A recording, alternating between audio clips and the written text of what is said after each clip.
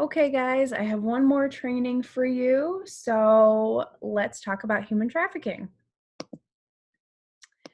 All right. Let's start from the beginning here. It's probably a good place. Not doing subtitles. All righty. So we're going to talk about human trafficking today, or for this session. Human trafficking is the business of stealing freedom for profit. In some cases, traffickers trick, coerce, or physically force victims into providing commercial sex. In others, victims are lied to, assaulted, threatened, or manipulated into working under inhumane, illegal, or otherwise unacceptable conditions. So we know there's a few forms of human trafficking, and it looks very trafficking, you'll find, looks very different than what the media likes to portray, and we'll talk more about that. So let's get into it. Okay, some myths about human trafficking. Sex trafficking is the only form of human trafficking. We actually know that labor trafficking is a bigger or more widespread issue than sex trafficking. Obviously, both of them are horrible and traumatizing, and obviously need support and um, resources for victims of each. But labor trafficking is a very widespread across the entire world. All right, sorry about the clearing my throat. Let me fix that. Alrighty, myth number 2, victims always think their traffickers are bad people. Traffickers can be anybody. A lot of times, probably most times, they're somebody the victim knows. Parents can be traffickers, other family members.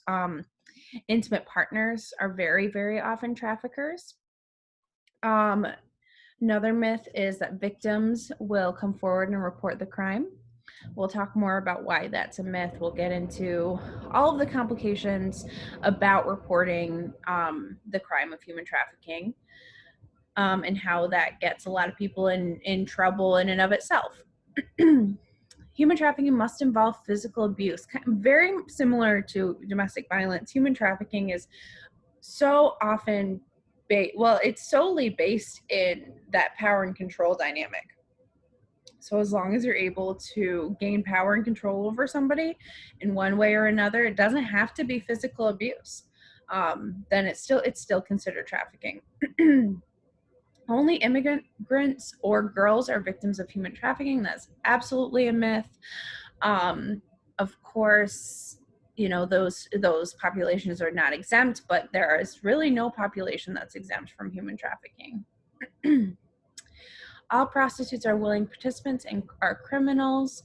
I hope it's pretty obvious that this one's not true, but so much of what we see in the industry of prostitution is sex trafficking. Kids are taken from malls and movie theaters. Of course, as horrible as it is, your children are vulnerable, and sure, there are instances where children have been kidnapped, but most of the time, not going to give a specific statistic because that would be silly, but most often what we're seeing is that people are manipulated or coerced, or some sort of fraud, force, coercion are kind of those 3 magic words when it comes to trafficking.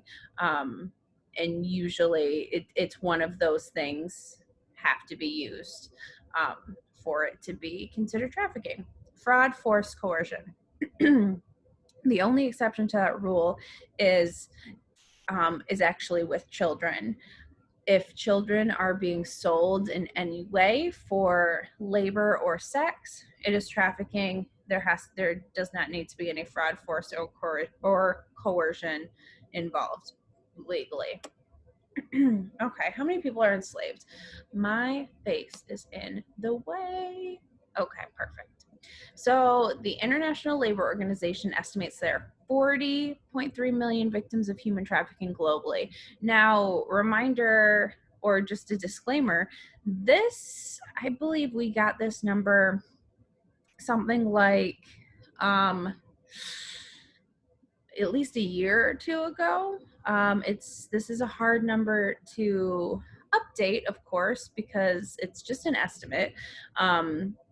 But even if this is a couple of years ago, and we've now found that there's more, like 40.3 million, obviously this is a very significant issue.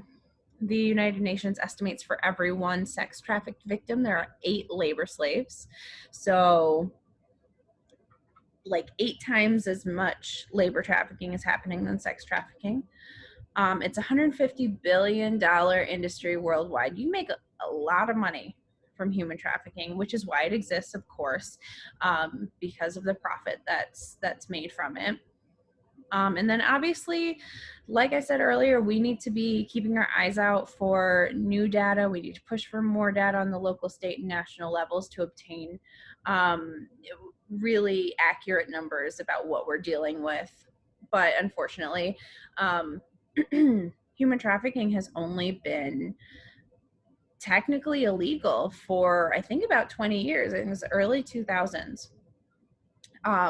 Was when the first human trafficking laws were put into place. So it's pretty crazy to think about how new the laws are about this, surrounding this issue, despite the fact that it's, of course, been going on for probably, since the beginning of time. All right. Sex trafficking. We're defining the differences here between sex trafficking and labor trafficking.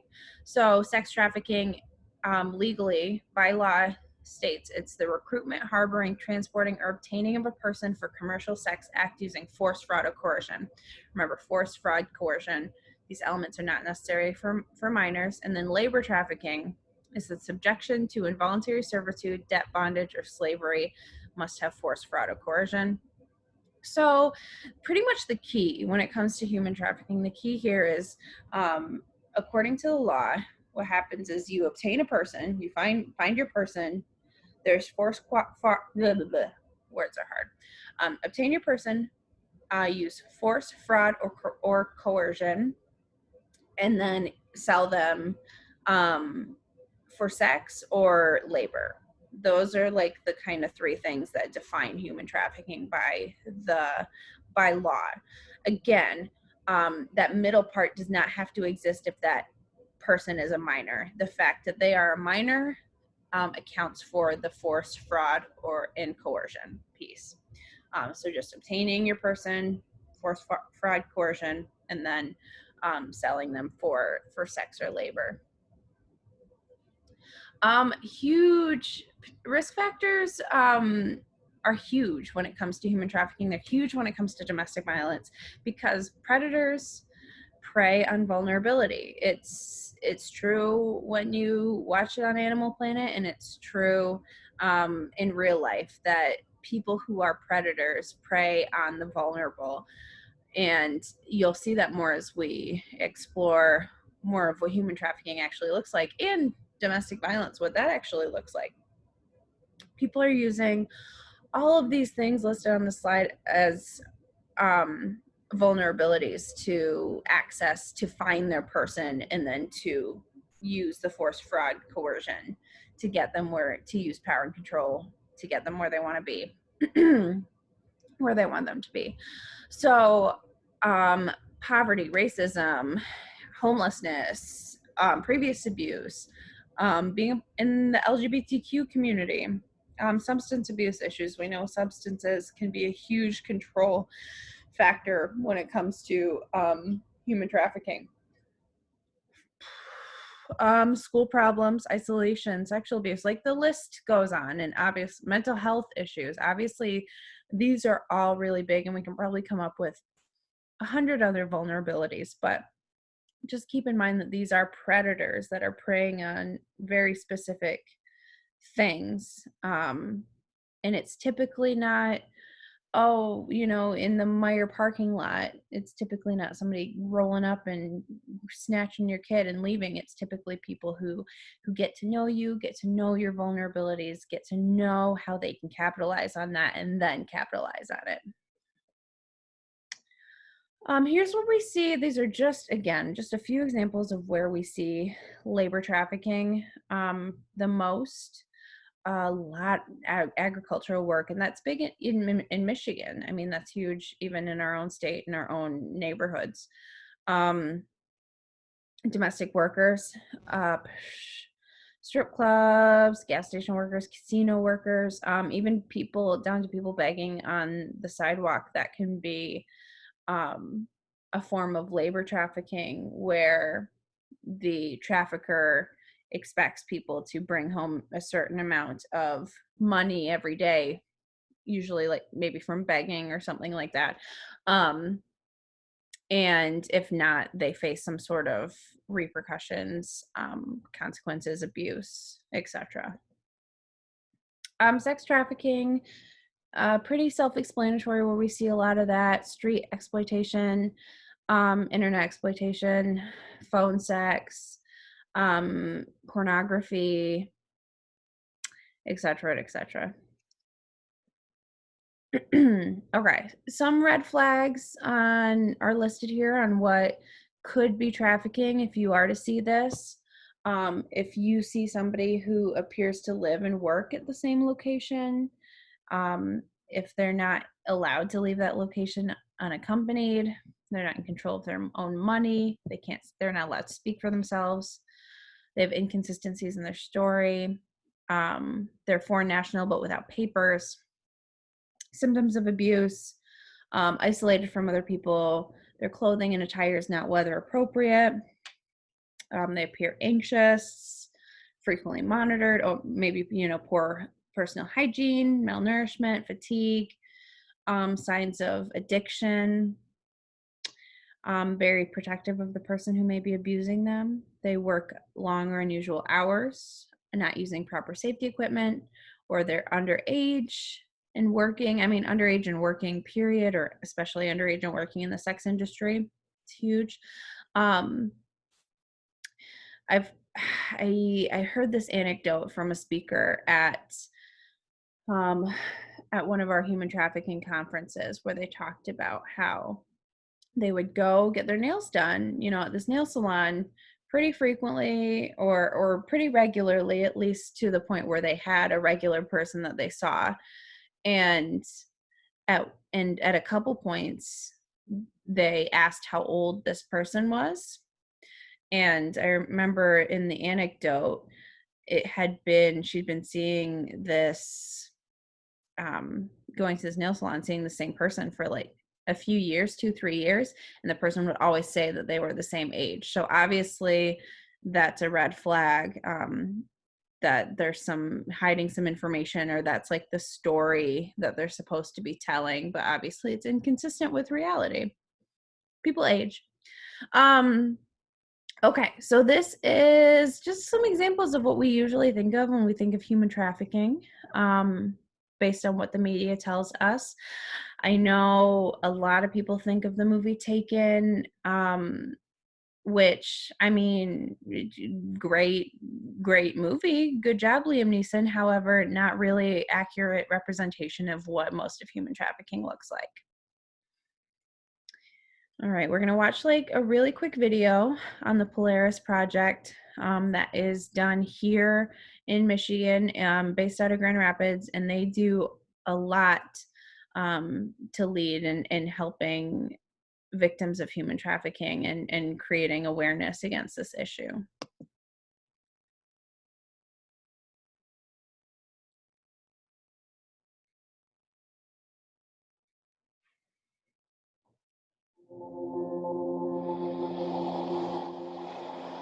Looking back over the long 6 years I spent with you, it is very clear you had no respect for me. You said you would kill me with your bare hands when I was only a child. After hearing over and over how you said I was horrible and worthless, I cannot erase those messages. The physical torture, beating me and starving me, you inflicted was so painful that I prayed that night that God would either help me to be free or allow your assaults to kill me. You worked the four of us to death. I would dream of being able to rest.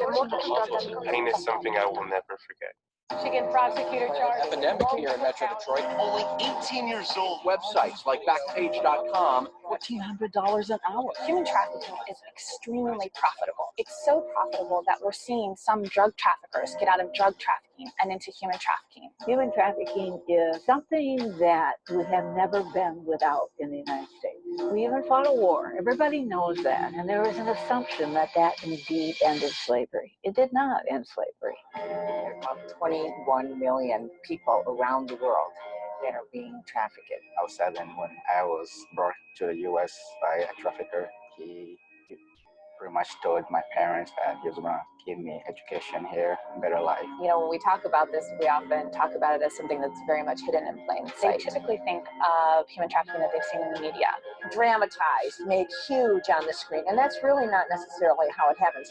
It is happening everywhere around us. Sex trafficking is the second fastest growing criminal enterprise in the world. The girl that was up in the top bedroom, that's where he shot her in the face. At the age of 13, really didn't have anywhere to go. I was pretty much homeless. At first, of course, they treat you like a queen, give you everything you want. Slowly but surely, you end up on the bottom of the barrel, but still giving everything you make. We were to give him all of our money. I had gave him every dime that I made. I'm a part of a film crew. I'm doing a documentary film. Have the cops ever come here for trafficking? But you do know that there's human trafficking? All of us are victims of human trafficking. Every one of us could be one of them. We need all types of people to talk about it correctly and fully informed. This is just another civil right that we have to fight for. People are entitled to be free.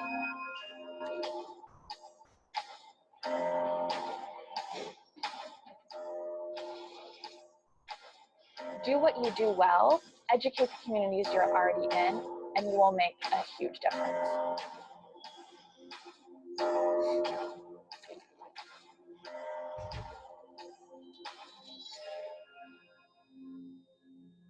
So first of all, thank you so much for speaking with us.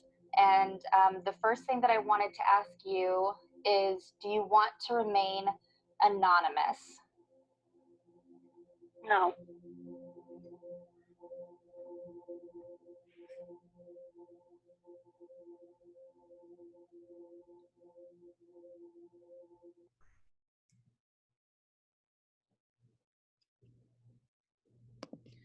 All right.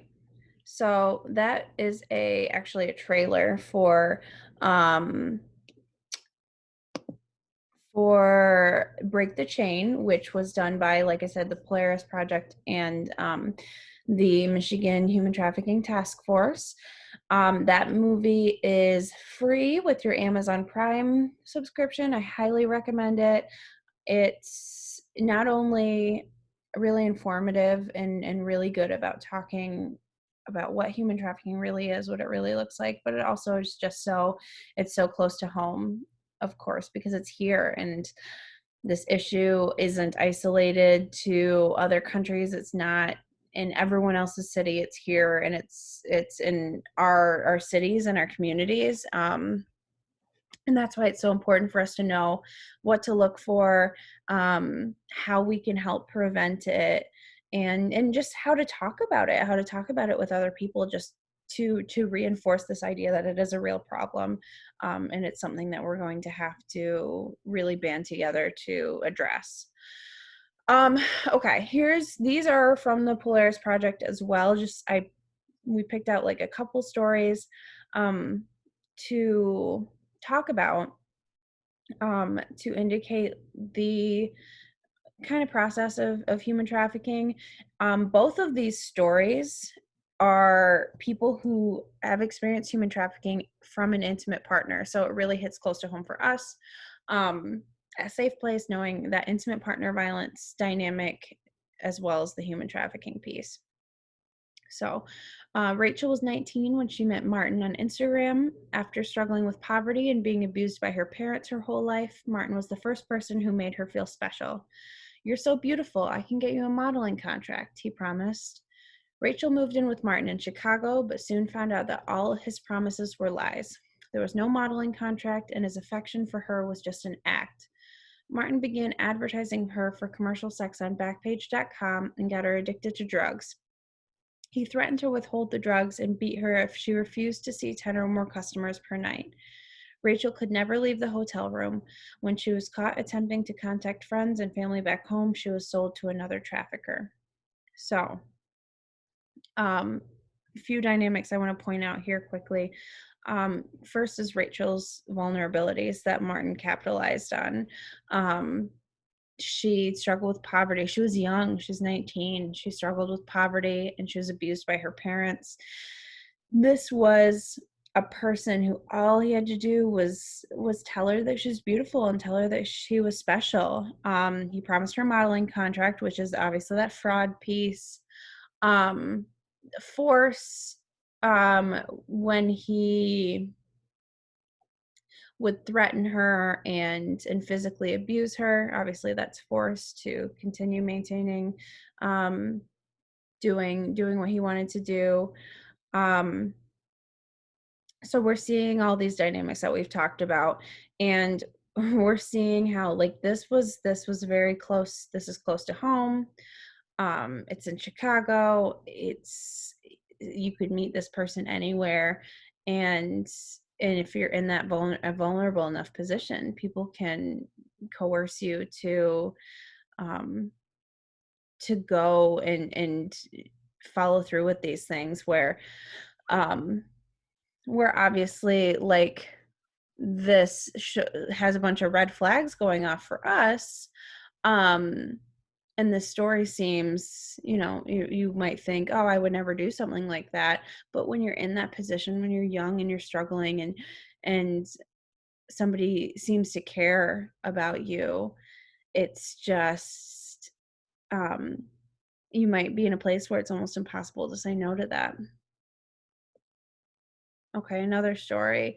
Jasmine was 18 years old, so again, she's really young, when she ran away from her home in Missouri with her 19-year-old boyfriend, Stephen. Now that we're going to live together, you'll need to earn some money, Stephen told her, and then he drove her to a truck stop on a local interstate. Every night, Jasmine was taken to a different truck stop and forced to go door to door offering commercial sex. Stephen took away her cell phone and her ID and waited for her in the parking lot so she couldn't try to escape. He told her that he loved her and threatened to leave her if she stopped trying to make money for him. After 2 weeks, a trucker who saw her contacted the National Human Trafficking Hotline. Law enforcement arrested Stephen, and Jasmine was connected to a therapist and other support. So, we love a happy ending, and we love Truckers Against Trafficking, which is a real organization. Because this has been such a common occurrence where trafficking is used at truck stops. This organization, Truckers Against Trafficking, has really taken on a big role in prevention and intervention. I think that's really cool. But anyways, Jasmine's 18. She's young. She ran away from her home. And notice her boyfriend's not that much older than her, and he probably hadn't had this dynamic with somebody before. She might have had no reason to think she probably had no reason to think that he would use these means and abuse her this way. But again, force, fraud, coercion. Forced her. Um, he took all her things, so she didn't have any other options. Told her that he loved her, so that to maintain that connection, so she would feel like she owed him, etc., etc. All right. Common first encounters with victims. So we're talking like the first time you meet with a victim after they have been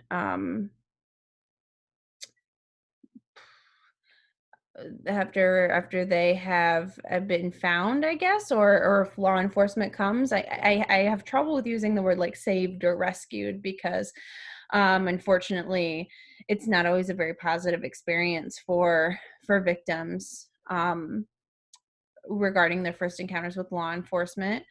Oftentimes traffickers have spent significant amount of time teaching them and manipulating them into feeling that law enforcement are the bad guys and they're going to get them in trouble for the things that they've done. For example, if they have a substance abuse problem, you know, they might say, well, you're gonna, you know, go to jail anyway because of the substance abuse problem or because you've been prostituting yourself. So a lot of times victims avoid cooperating with the police, and that can be really frustrating for officers trying to get the story so maybe they can catch this person. However, it's part of that manipulation and that control. But victims are also really going to struggle, often really struggle because of the trauma that they've experienced, and what our brain does, like what we talked about, in our brain's response to trauma. You might experience memory loss, lapses, discrepancies, resulting in changes in the story. Maybe you tell a story and then 2 weeks later you're like, oh, I remembered another detail. And oftentimes law enforcement kind of is skeptical of that and thinks, well, they didn't tell me that for 2 weeks, so they must be lying about it. They maybe won't be able to tell a story in order. There might be some disassociation that happened during the abuse and the trauma where the brain like literally will shut down so that you don't have to endure the same level of trauma. Dr. Rebecca Campbell, who is amazing. I'm a huge fan. If you have any interest in trauma, any interest in gendered violence, human trafficking, sexual assault, domestic violence, that kind of stuff, listening to her lectures are so helpful. She does such a great job, and she works at Michigan State, so go green. Sorry, I had to plug that. But she has this great analogy where she talks about how our memory, when we've experienced trauma, especially in cases of like sexual assault, how our memory is often like if we wrote down a story, or say you wrote down this training, everything I've said in this training, you wrote it down on a bunch of little Post-it notes, like the little ones, not any big sticky piece of paper, but you had to write down everything I said on little Post-it notes. And then you take all those Post-it notes, none of them are in order, and you put them all over a really, really messy desk, like the messiest desk you can find, and you put them in different files, and you put them in places where notes don't go, and you put them under stuff and in different all kinds of different spots. And then you have to leave them there, and then like a week later come back and retell this entire training using those Post-it notes. There are going to be some that you don't find. There are going to be some that you find later, that you find several weeks later, that you find while looking in a file about something completely different.